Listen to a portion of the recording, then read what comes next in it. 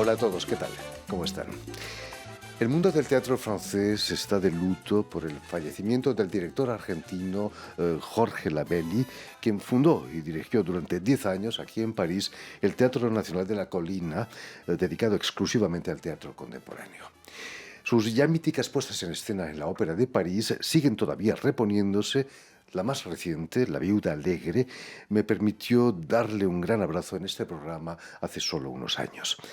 El abrazo es precisamente el título del álbum que presentan este miércoles aquí en París nuestros invitados de hoy, el guitarrista Lautaro Tísera y el bandoneonista Víctor Villena.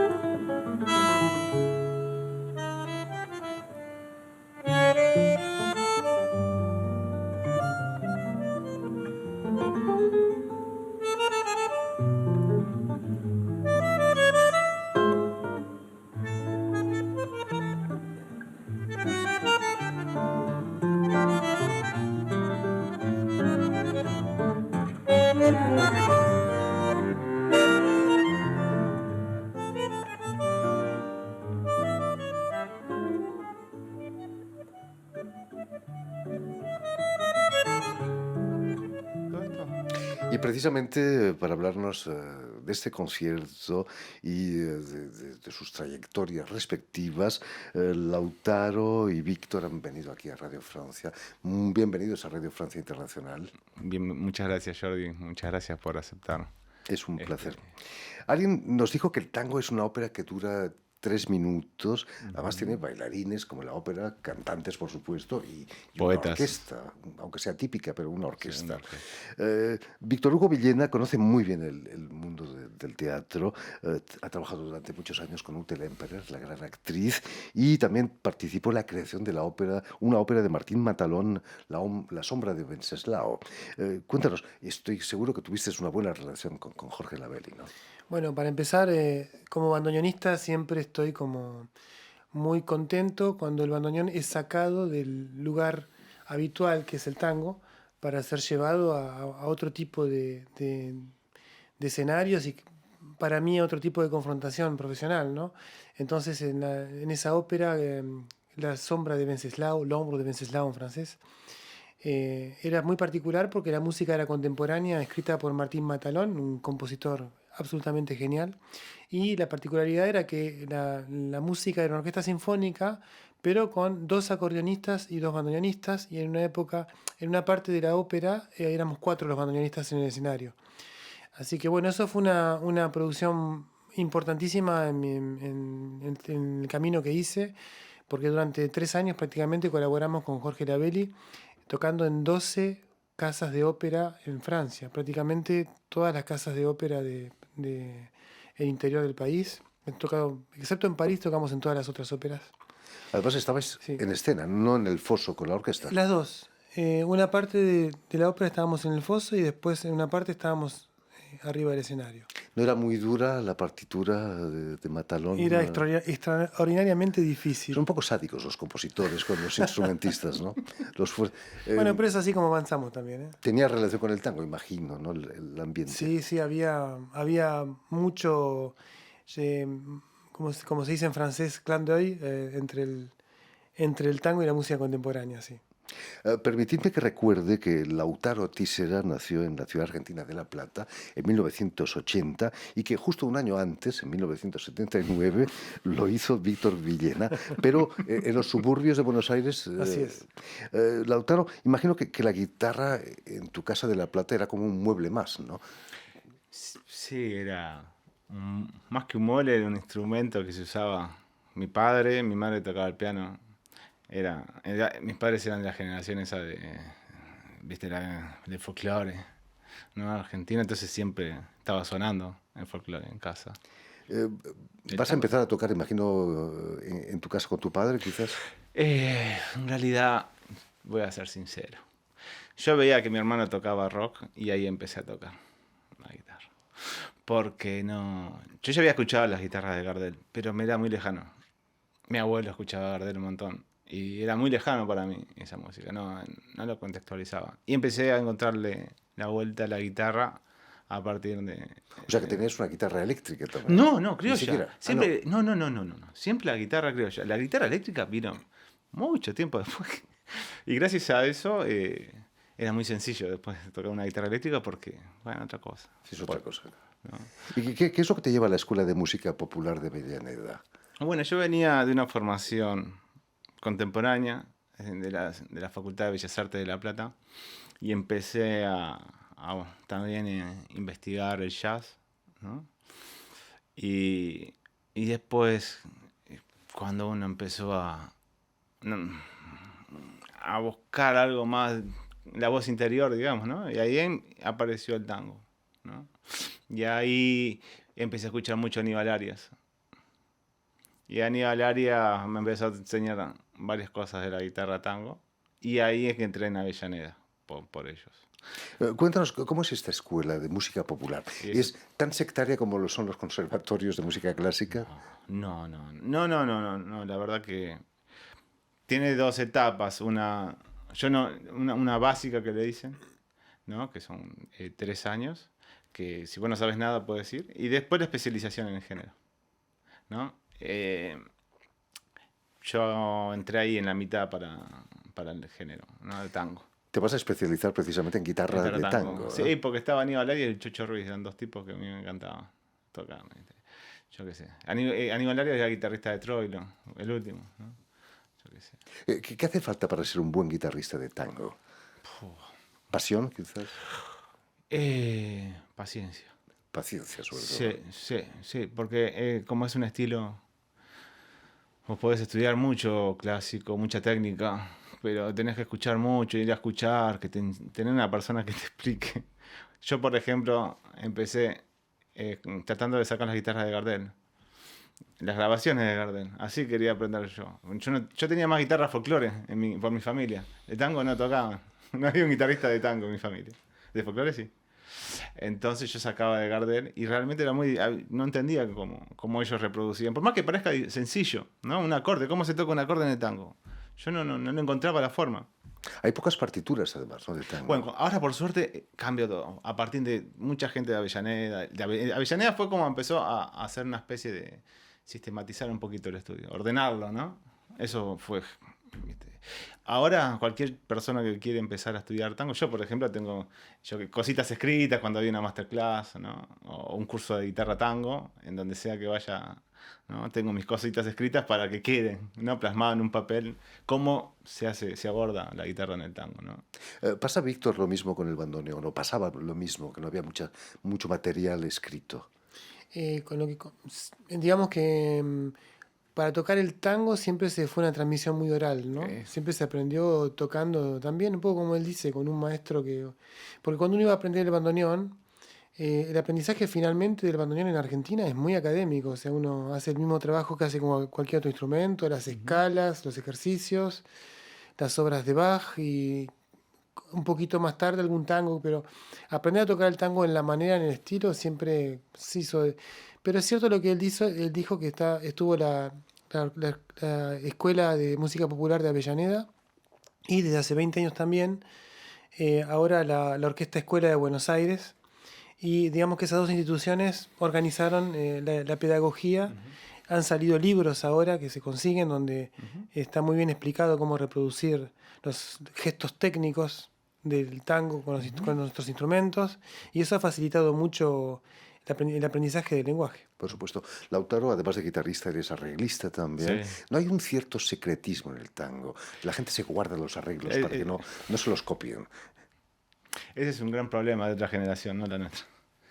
2 generaciones atrás pasaba eso. A mí me ha pasado. Ir a maestros, arregladores, por ejemplo, de Pugliese, que no te quieren pasar nada. Y entonces, ¿qué hacíamos nosotros? Yo ya cuando conocía los elementos técnicos, por todo esto que estuve hablando, yo podía grabar y iba escribiendo lo que tocábamos, la sección del cuarto, la sección de bandoneón, el piano, contrabajo, ¿no? eso, ¿no? Pero después ya nuestra generación no cambió todo eso. Pasamos. Es más, muchos colegas así directamente ni buscan un rédito económico. O sea, lo prestan. Naturalmente. ¿No? Más humano.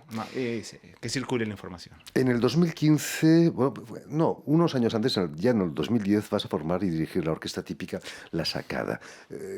¿Cómo fue esa experiencia? Imagino que eras arreglista también para la orquesta. Exacto. A mí siempre, cuando empecé... La primera orquesta que me gustó a mí fue la de Alfredo Gobi, ¿no? Y después la de Di Sarli. Y como La Plata es una ciudad muy milonguera, que se vale, digo, vamos a hacer una orquesta para bailar. Y ahí hice este trabajo que estaba contando de desgrabar la orquesta de Di Sarli, y desgrabé 25 arreglos, o sea, ¿qué quiere decir? Poner el disco, ponerte a escuchar, repetir, Mucho trabajo, ¿eh? Mucho trabajo, sí, bien artesanal, con un pianito eléctrico, no tenía ni piano acústico de 3 octavas. O sea, y sacaba lo que hacía Di Sarli, bueno, fue una locura. Bueno. Y una vez que ya tuve eso, bueno, fui convocando músicos y estuvimos 7 años. Sigue estando la orquesta, lo que pasa es que yo no estoy en Argentina, entonces no. Y en el 2015 decides seguir tu camino musical en solitario, sí, con un proyecto que tú llamas Música Argentina y un repertorio que va mucho más allá del tango, ¿no? Pues... Sí. Fue por esto, ¿no? Esa vivencia de cuando uno es chico, de que convivía en la música argentina, que era el tango y el folclore, ¿no? Y bueno, a partir de eso también yo tuve maestro Eduardo Falú, ¿no? Había grabado unos demitos, unas cositas así, y se las llevé a él y él me enseñó muchas cosas de cómo lo tocaba él, ¿no? Esas músicas. Y eso me ayudó mucho después a tocar. Imagino que abordar el folclore hizo feliz a tu familia, ¿no? Bueno, si querés que te cuento. Sí, por favor. Yo no sé tocar chacarera. Pero mi padre es Atahualpa yunquiano total y siempre quería venir a mis conciertos y quería una chacarera. Y yo no tocaba hasta que compuse una chacarera, ¿no? Para eso, para poder hacer la parte de la chacarera, ¿no? Imagino se sintió orgulloso tu padre de claro, eso. Imagino. Claro. Desde entonces te has paseado por el mundo entero, desde Rusia hasta la India, sí, pasando por Bakú, la capital de Azerbaiyán. Estábamos viendo imágenes de tu dúo.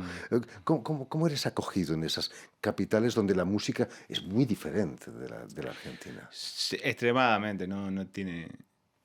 Es muy raro. Esto fue a través de Víctor Villena, que lo convocan y justo estábamos armando el dúo y nos fuimos los dos a Bakú y fue una experiencia extraordinaria porque yo nunca pensé que habían personas que bailaban tango allá y que había un público para esto, ¿no? Y hemos tocado músicas súper tradicionales argentinas y era como que las conocían, no sé de dónde. Pero estaban sorprendidos. En Calcuta, por ejemplo.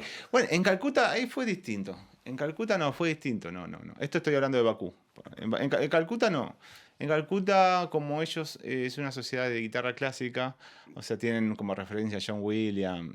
Íbamos con David Rousser, que es otro guitarrista de clásico muy importante, y él estaba allá y como que tienen esa referencia, no tanto la guitarra tango, la guitarra folclore o la guitarra argentina.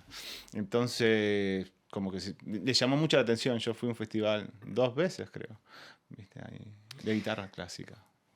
Pero como no está bien que el hombre ni el músico esté solo, te vas a liar con Víctor Hugo Villena, El Abrazo, en el que además interpretas tus propias composiciones, ¿no? Bueno, eso se dio por la gentileza que tuvo acá Víctor, porque en realidad cuando nos juntamos, la idea era por ahí empezar con un repertorio tradicional. Y cuando le muestro, le comento que yo tenía música, que yo escribía hace tiempo, que estaba escribiendo, justo siempre no estaba escribiendo. y ahí me dijo a ver, y le interesó, y ahí empezamos a trabajar. Vuestro encuentro fue durante la pandemia, imagino, ¿no? Justo en 2020. Justo antes, unos 6 meses antes. Que sí, él me llamó, que acababa de llegar a Francia y que me quería conocer. Y sí, la verdad que a mí me gustó mucho enseguida. Bueno, siempre tocar temas tradicionales siempre es agradable con una guitarra.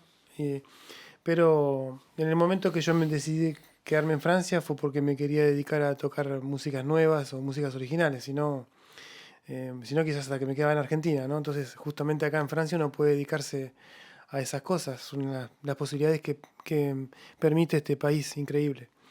Y entonces cuando él me mostró su composición, le dije, vamos por acá, Lautaro, tenemos que tocar tu música. Y entonces algunos temas de él son con una mirada moderna, contemporánea, otros son temas tradicionales pero compuestos ahora, y me parece que eso es súper necesario, que todavía haya gente que sea capaz de componer como hace 60 años, pero temas ahora. Y me pareció una propuesta simpática y que valía la pena meterse ahí adentro, y así fue como le dimos vida al repertorio. Víctor, no es la primera vez que tocas a dúo, sobre todo has tocado con bellas violinistas, estoy pensando en Sara Namtanu o Sabrina Condello. Así es. ¿Ha sido fácil acostumbrarse a Lautaro Tisera? Bueno, sí, es que es un rol muy distinto. Lleva bigote, además.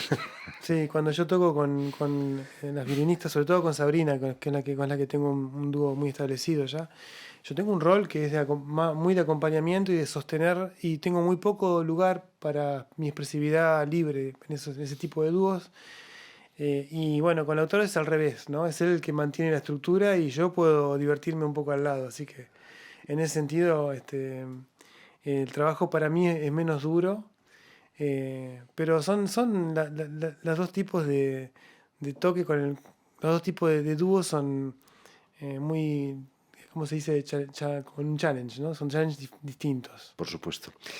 Lautaro, volviendo al concierto de esta tarde aquí en París, Sí. de este miércoles en la Embajada de Argentina, imagino que tiene mucho de motivo, ¿no? Para un argentino, tocar en suelo argentino aquí en París. Y sí, por eso lo estamos haciendo. O sea, yo toco música argentina, no toco otras músicas. Y es como tocar, yo qué sé, en el boliche que tocaba uno en Argentina, digamos, pero nada más que en la embajada, ¿no? Es como jugar en casa casi, ¿no? Exactamente, como jugar en casa, exacto, sí, sí. Así es, y bueno, y una propuesta de cosas nuevas, ¿no? Que no sé cómo lo tomarán. En Bakú fue jugar en campo contrario, ¿no? Bueno, en realidad fue también una convocación de la Embajada Argentina, así que era un festival, un primer festival de tango que se organizaba en ese país que por cuestiones de religión no están muy cercanos de lo que puede ser desarrollar un baile como el tango, donde justamente, Sobre todo un baile como el tango. sobre todo un baile como el tango, con todos los símbolos que lo acompañan, pero le encontraron la vuelta para convencer al gobierno de Azerbaiyán en ese momento para que lo permitan, y la verdad tuvo un relativo éxito. Creo que supieron cómo presentar la cosa, y fue un comienzo prácticamente de lujo para el dúo, porque fue prácticamente nuestro primer trabajo. Después vino la pandemia y Y nos cortó. nos cortó el envión. Aparte empezamos a grabar ahí el disco Sí, un justo mes antes. Sí. Y ahora, por suerte, llevamos ya bastante tiempo de normalidad y pudimos terminar el trabajo y relanzar el proyecto. No me gustaría dejaros marchar sin que nos propusieseis un pequeño ejemplo del disco, quizás de un abrazo, ¿no? ¿Qué podríais proponernos? Un tango que compuse aquí en Francia. Perfecto, pues vamos allá. Lautaro Tisera, pues tomar has traído la guitarra, me imagino, ¿no? Sí, Sí. está ahí, perfecto. Víctor Hugo Villena. Bueno, El no puede bandoneón ser, pesa no. un poco más, ¿no? El bandoneón, pero también lo has traído Sí. A ver. cuando quieran, señores. Espera, a ver, vamos a ver si te... Estamos bien.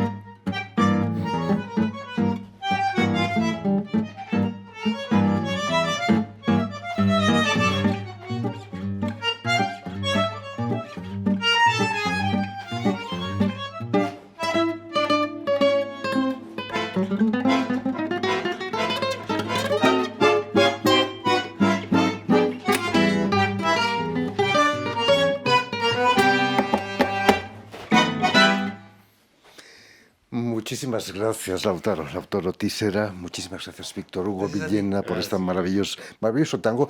Tiene título Rendezvous. Rendezvous, pues una cita. Rendezvous para otro programa cuando ustedes quieran. Permíteme también que dé las gracias a Adrián Toureau y a Stephen Hersey, quienes se han ocupado de la realización del programa, y también saludar a nuestros telespectadores que nos siguen en toda América Latina, seguro que en La Plata o en Buenos Aires también, gracias a la cadena Unión Continental Latinoamericana y una red que se llama TAL, T-A-L, que reúne televisoras públicas y universitarias de toda América Latina también. Y a ustedes, muchísimas gracias por su atención y les damos cita para una nueva edición de El Invitado de Radio Francia Internacional.